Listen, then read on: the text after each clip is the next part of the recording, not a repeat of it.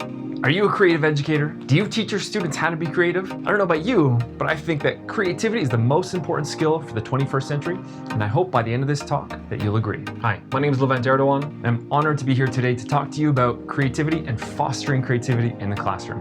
Today, I'm going to be chatting with you about the creative process, strategies to help your students create, and why creativity is important for our learners. I'll also be taking you through a creative challenge or two that you can do on your own or with your students using Adobe's Premiere Rush. Just like this one. So let's get started.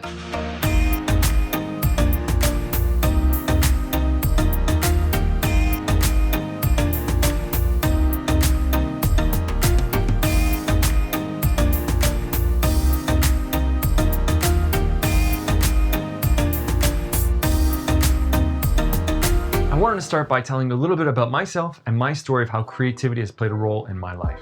I'm a specialist in film and media arts education, and I'm currently teaching at an international school in Hong Kong. I'm also an Adobe Creative Educator, an Apple Distinguished Educator, and I'm also a creator of educational content for my YouTube channel. Creativity has played a role in my life since I was very young. For me, it was music that started me on my path, likely because my mom, who was from Detroit, Michigan, was always playing the best music in the house and always taking me to the most amazing live musical performances. Growing up, I played a bunch of different instruments, and then as I got into high school, my passions evolved a bit, and I started DJing and producing digital music with friends, just for fun. As I got closer to the end of high school, I had no idea what I wanted to be, but I did know that I wanted to do something with music. And I also knew that I cared more about my music than my grades, and I was likely that kid that would frustrate all of us to teach. After graduating high school, I still had no idea what I wanted to be, but funny enough, my mom would always tell me things like, "You're going to be a teacher," after I would help her with things like sending an email on her old Macintosh computer. Little did I know how correct she would be. After a little while, I ended up enrolling in a recording arts school. There, I learned how to record and produce music professionally, which was awesome, but they also had a few classes in filmmaking. And I was instantly hooked and decided to switch gears completely and go into the film industry. Soon after graduating, I moved from my hometown of Toronto to Los Angeles, where I was lucky enough to find work right away. I was fortunate enough to work on over 24 feature-length films in the 5 years that I worked in the industry. But unfortunately, after I left Toronto, after I left home, my mom passed away, and she never truly got to see how her support and inspiration affected me, and continues to affect me to this day. She was the one that encouraged me and supported me for all my creative pursuits, and I think about how all of my big decisions can be traced back to her support and her inspiration. She was the spark that set me on my path, and I think about how I can be the spark in my students' lives the same way she was in mine. Eventually, I decided to leave the film industry, basically because I was spending a lot of time in front of a computer and never really seeing anyone, and that lifestyle was burning me out. After moving home, I decided to go back to school, and just as my mom predicted, I decided to become a teacher. When enrolling in Teachers College, I thought that I'd become a music and phys ed teacher, and I thought that all the skills that I'd learned from producing music as well as all the film industry stuff, I thought that chapter of my life was closed for good. But luckily for me, I was completely wrong. I was able to leverage those skills to help my students learn to be creative. Okay, so now you're probably thinking, gee, thanks Levent, thanks for the life story. What's the point of all that? Well, the point is, without all the skills that I developed in my previous career, as well as all the support that I received from my mom in my formative years, I wouldn't be here right now talking to you about creativity. And those are the two big themes that I want to talk about today. How anyone can be creative, and it just comes down to the skills that you have, and how important it is to be the spark in the lives of your students to help them be creative.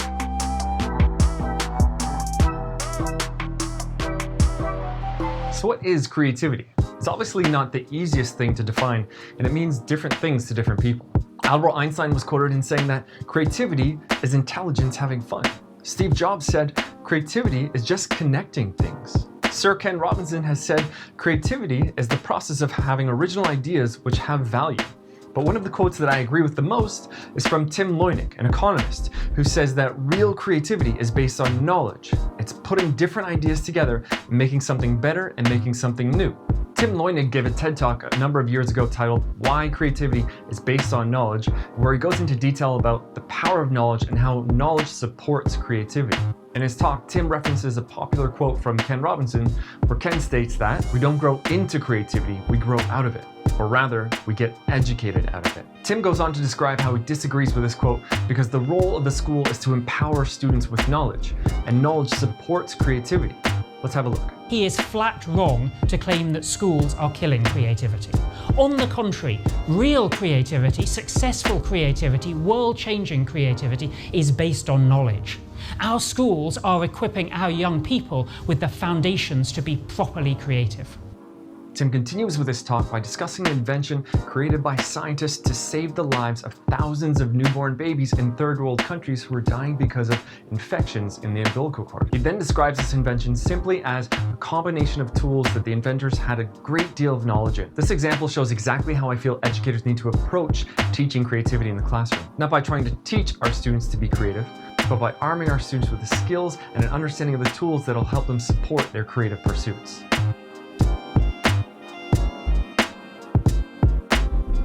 Okay, so now let's talk about you, the educator. So if I were to ask you how creative you thought you were, and to give yourself a score of 1 to 10, 1 being the least creative and 10 being the most creative, what score would you give yourself?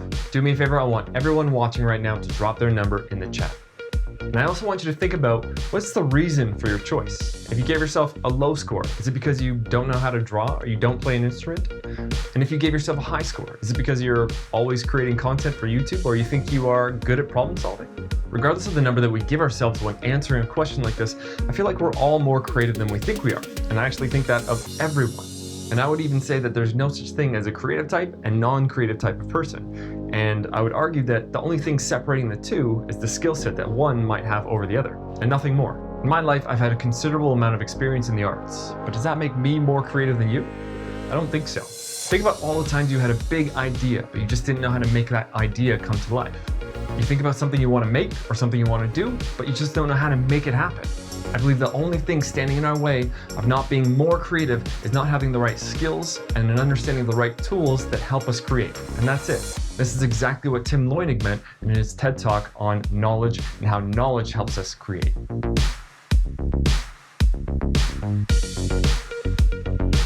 When we're teaching our students how to write stories, play music, paint, or create 3D art, we're not just teaching them how to be good musicians, story writers, or artists. Many of these students won't even go on to pursue a career in the creative arts. What we are helping our students with is preparing them for their future as thought leaders, architects, scientists, or even Nobel Prize winners. There's actually an interesting article called The Symphony of Science at nobelprize.org that goes into detail about how many of their winners are actually musicians as well. Check that out if you have a moment. Some of you may have seen various lists online of skills that employers look for. For example, the Future of Jobs report. On all of these types of lists, creativity has been listed with growing importance over the years. Many employers are now seeking more creative types and are valuing their ability to problem solve. Not only does this mean that our students who learn to be more creative will be more hireable when they get out into the workforce, they will also be more equipped to solve the problems of their future and make the world a better place, just like the example from Tim Leunig. As we all know, in December of 2019, a virus was discovered that swept across the planet and changed the world as we know it today. COVID-19 closed businesses and schools around the world, and we all had to adapt to our new normal. Educators had to change the way they teach, the government had to figure out how to govern in this time of crisis, and scientists had to quickly scramble to find a new vaccine for this new threat. Up until last year, the quickest vaccine produced was the mumps vaccine from 1967, which took 4 years to create. That all changed with COVID-19 and the new mRNA vaccine, which took less than a year to produce. It was a breakthrough for scientists and a testament to their creativity. Not only will this new type of vaccine help us fight COVID-19, but it will also help us fight cancers and other diseases in the future. This is another great example of how important it is for us to prioritize students being creative in the classroom.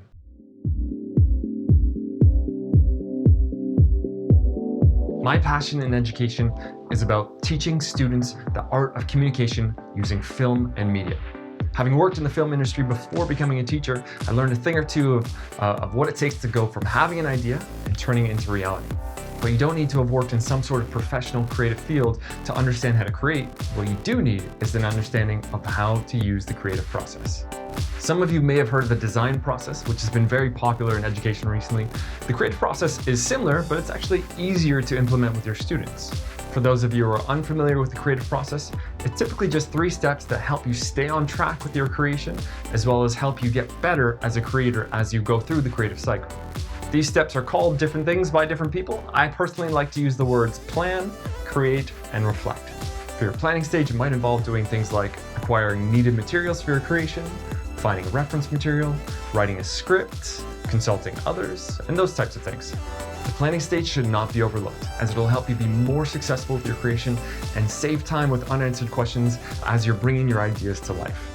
For students who aren't used to making detailed plans, this process will be a little bit more rough in the beginning, and we'll need to support these types of students a little bit more as they're learning how to go through the creative process.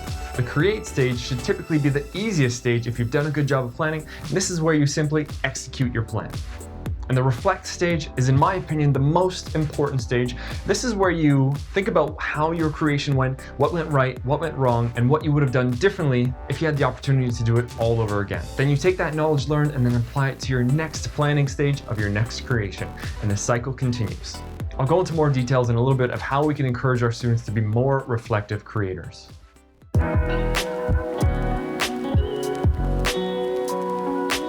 So how do we teach creativity? My personal feelings towards this is that we never actually teach creativity because we don't need to teach creativity. What we do teach our students are the skills and concepts for them to create. I see our role as educators as facilitators of creativity, not necessarily teachers of creativity. And if we've done our job successfully, our students can then take the tools and the skills that we've helped them develop, and then use those to bring their own ideas to life. I don't know about you, but I've always been pleasantly surprised after I've simply shown my students how to use tools that help them create. An analogy I'd like to use for this concept is that each skill we teach our students is like giving them a single puzzle piece. And our job as facilitators of creativity is to give our students as many puzzle pieces as possible. Then students use these puzzle pieces to create their own masterpiece any way they like. Students can also decide which puzzle pieces to use and which not to use while creating their final puzzle. Some students will choose to use some skills for their projects, and others will choose to use totally different skills. And as we facilitate creativity, we are empowering students with choice and allowing for each student to be creative and express themselves using the skills they have learned in the way that they choose. Now, how we each go about facilitating creativity in the classroom will have similarities, but it'll look different for all of us. You'll have to isolate and find the skills that are important for you and your students in your context that'll help your students reach your big end goals. One suggestion I would have is to never assume that your students know any of the skills or concepts they need for your class, and to look for ways to teach them one by one in a self-contained project.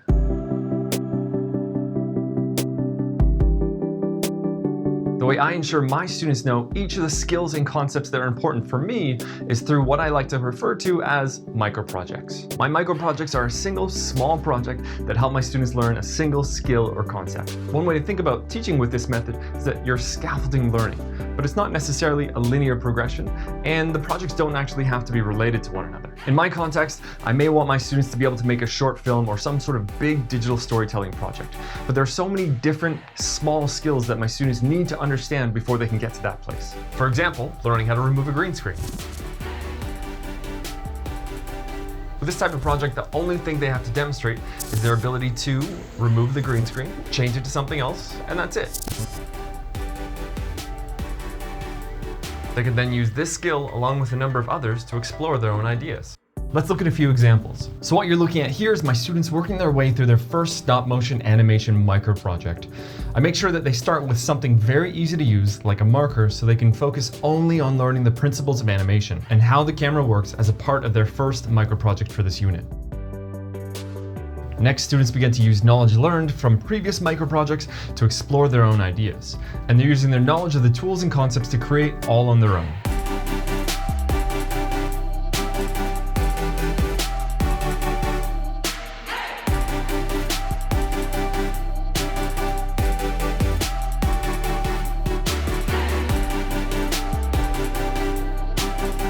Then we think again about skills learned from previous micro-projects, and students decide which ones they'd like to combine into a bigger project. Then students create their fully independent projects with their own ideas and chosen skills. At this point, I'm making sure students follow set guidelines with minimum requirements that they need to meet. However, they're in charge of deciding the direction they want to take their projects and how to meet those requirements.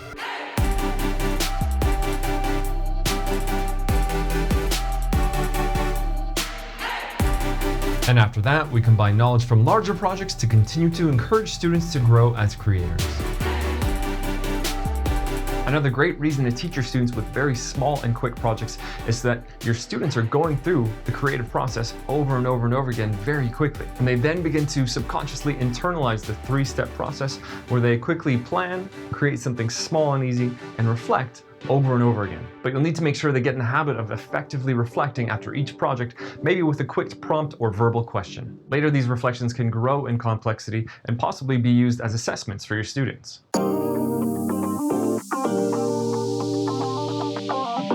Okay, I wanted to address what might be holding our students back from being creative.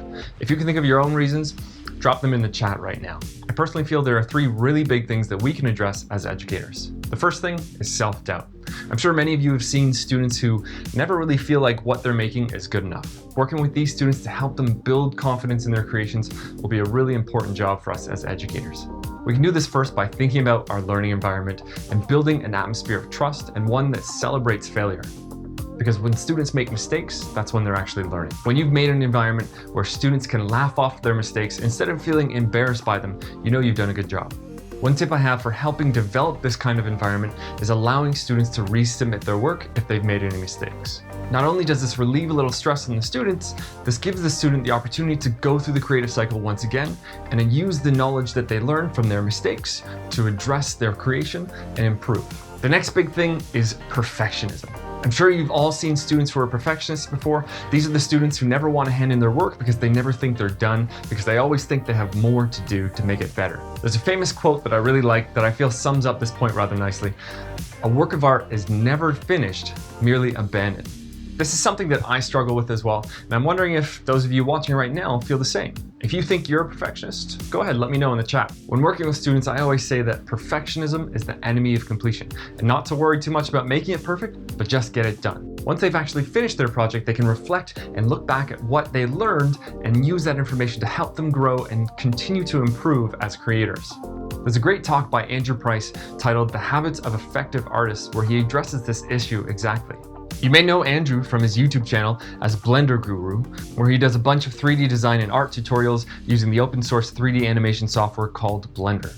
In his talk, he discusses perfectionism and the difference between artists who create a large volume of work versus those who only focus a lot of their time on a few different pieces. And he talks about how research has shown that the type of artist who creates a large body of work are more likely to have a hit and are more likely to be successful. Let's have a look. Being a perfectionist actually undermines your growth because it prevents you from reaching the next epiphany, the next lesson. Think of Picasso, okay? His library of work includes 1,800 paintings, 1,200 sculptures, 2,800 ceramics, and 12,000 drawings. And if you're wondering if the volume of work had anything to do with the success, researchers say that it did. They found that the more compositions that a composer produced in a 5-year period, the greater spike in the odds that they actually created a hit.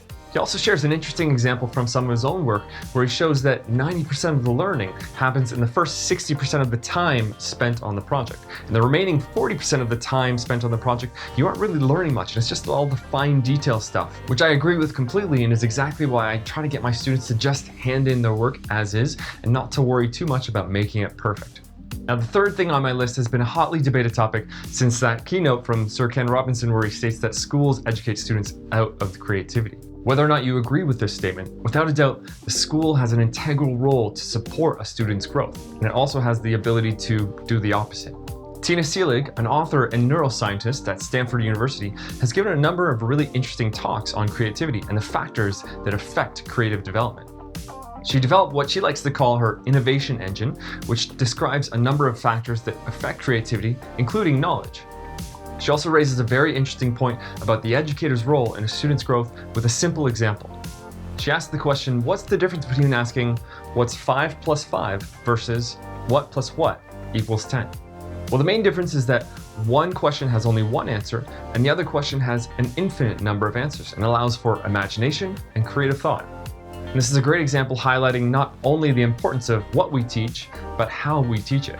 Are we giving students an opportunity to explore and make mistakes, or are we holding their hands every step of the way? Whether or not you agree with the idea that schools kill creativity, I think we can all agree that the onus is on us to engage a student to make mistakes and think about things differently. Okay, so the little bit of movie magic that you saw me do at the beginning of this keynote is what I'm going to be challenging you with today. The name of this type of video editing trick is called a jump cut, and it's way easier than you think, and it's actually one of the same tricks that popular YouTubers like Zach King have used in their videos. Today I'm going to be challenging you to do one of my actual micro projects that I do with my students, which is also one of their favorites. Mainly because it can be done without a fancy camera or expensive editing software.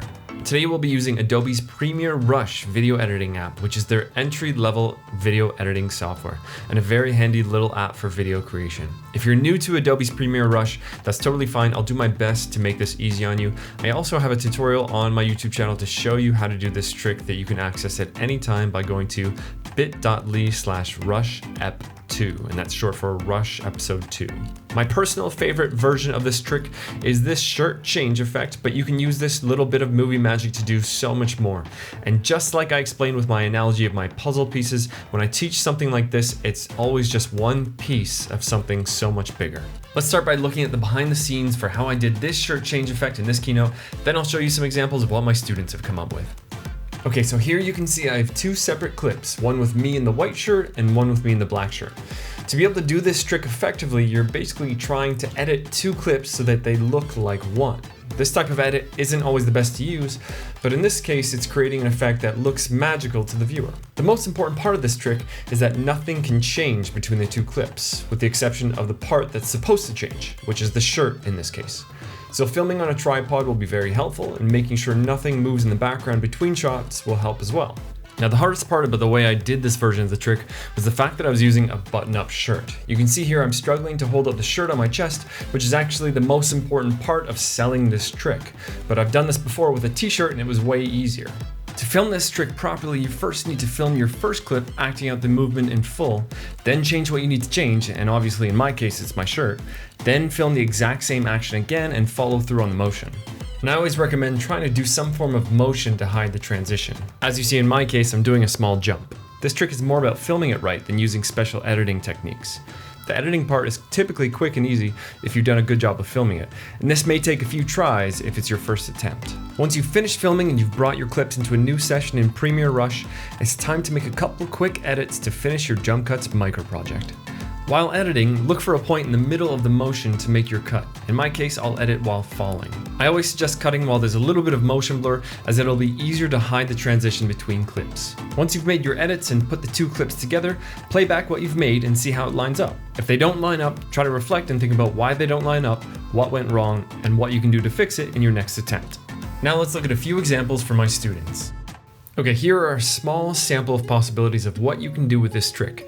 If you look in the bottom left, the girl here is doing the shirt change trick, but she's doing it multiple times, which adds another layer of difficulty to the trick and requires more in-depth planning in the beginning. In the top left, the boy here was shaking an empty bottle and making water magically appear. In the bottom middle, this girl was clapping and making items appear in her hands. In the bottom right, this boy was pulling fruit out of his empty hat magically. In the top right, the boy here is throwing an unsolved Rubik's Cube up into the air, and when it falls into his hands, it's magically solved. And top middle, this boy is throwing a stack of papers which magically burst into shreds after throwing them. So as you can see, the possibilities for this type of trick are endless, and you're only limited by your own imagination. So when you're ready, grab your device and think up your own bit of movie magic and create your first jump cut trick. Don't forget to plan, create, and reflect, just like I explained earlier in this keynote. And when you're done, share it on Twitter and tag myself at Mr. AdobeEDU, Adobe Education at Adobe for EDU, and use the hashtag AdobeEDU Creative. I would love to see what you create. Okay, now let's get back to the rest of this keynote.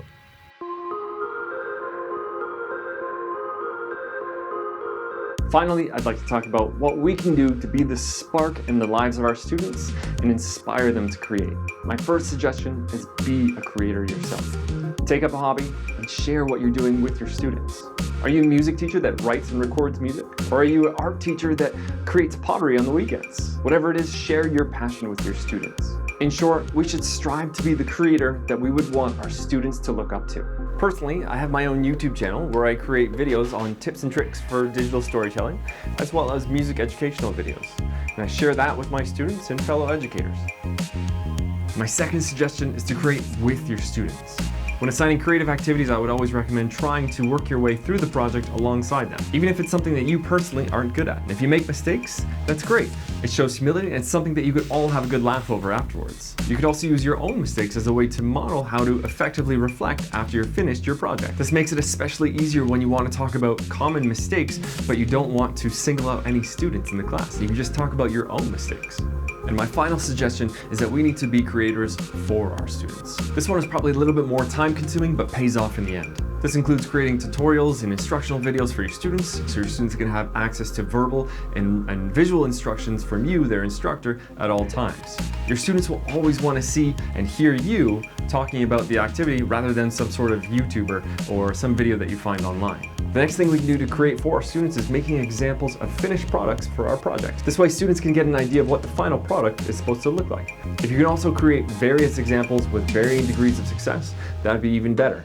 Well, that's it for me today. Thank you so much for spending your time with me for my keynote on fostering creativity in the classroom. I hope I was able to share something that was of value to you. If you have any questions, please feel free to email me. My email address is mredowanedu@gmail.com. And if you'd like to find me on Twitter, my Twitter handle is @mredowanedu. And if you'd like to rewatch any of this keynote or share with friends, you can find me at youtube.com/mredowanedu. Thanks again, and don't forget to stay creative.